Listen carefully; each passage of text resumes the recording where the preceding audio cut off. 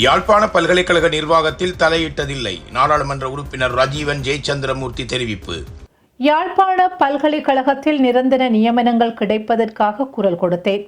ஆனால் நியமனங்களை நான் யாருக்காகவும் கோரியதில்லை. இது தேசிய மக்கள் சக்தியின் கொள்கைக்கும் நடைமுறைக்கும் முரணானது என நாடாளுமன்ற உறுப்பினர் ரஜீவன் ஜெயச்சந்திரமூர்த்தி தெரிவித்துள்ளார். யாழ்ப்பாண பல்கலைக்கழகத்தில் நிலவும் வெற்றிடங்களை நிரப்புவதில் அரசு தரப்பு எம்பி ஒருவர் தமது அறிவுறுத்தலுக்கு அமைவாகவும் தன்னுடைய அனுமதியுடனுமே நியமனங்களை மேற்கொள்ள வேண்டும் என்று நிர்வாகத்திற்கு அழுத்தம் கொடுத்து வருவதாக ஊடகங்களில் செய்திகள் வெளியாக இருந்தன.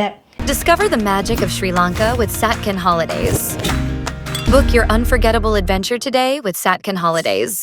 இச்செய்திக்கு மறுப்பு தெரிவித்து நாடாளுமன்ற உறுப்பினர் வெளியிட்டுள்ள அறிக்கையிலேயே இவ்வாறு குறிப்பிடப்பட்டுள்ளது.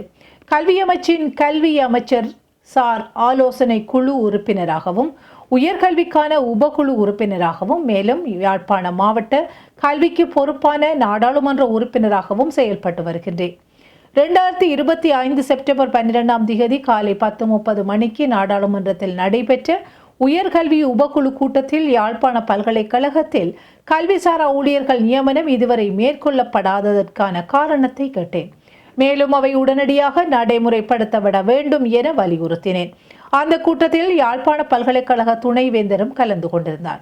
அதனைத் தொடர்ந்து 2025 அக்டோபர் 28 யாழ்ப்பாண பல்கலைக்கழக கல்வி சாரா ஊழியர்கள் நடத்திய போராட்டத்திலும் கலந்து கொண்டு அவர்களின் கோரிக்கைகள் குறித்த தகவல்களை நேரடியாக அறிந்தேன். உடனடியாக கல்வி அமைச்சர், கல்வி அமைச்சின் செயலாளர், பல்கலைக்கழக மானிய ஆணைக்குழு தலைவர் மற்றும் கல்வி அமைச்சு சாரா ஆலோசனை குழுவிற்கு ஒரு மோஷன் எழுதியும் அனுப்பியிருந்தேன்.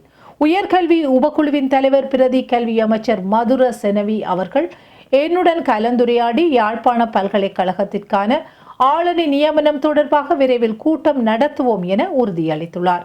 எனவே கல்விக்கு பொறுப்பான நாடாளுமன்ற உறுப்பினராக யாழ்ப்பாண பல்கலைக்கழகத்தில் நிரந்தர நியமனங்கள் கிடைப்பதற்காக மட்டுமே நான் செயற்பட்டு வருகின்றேன் என்பதை தெளிவாக குறிப்பிட விரும்புகிறேன் என தெரிவித்துள்ளார். நான் ஒருபோதும் யாழ்ப்பாண பல்கலைக்கழகத்தின் நிர்வாக செயல்களில் தலையிட்டதில்லை.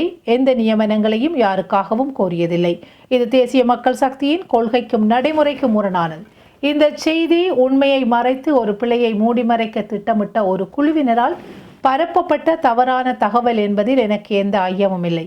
இதில் தொடர்புடையவர்கள் விரைவில் அம்பலப்படுத்தப்படுவார்கள் என்பதையும் பொறுப்புடன் தெரிவித்துக் கொள்கிறேன் என அவர் அறிக்கையில் குறிப்பிட்டுள்ளார்.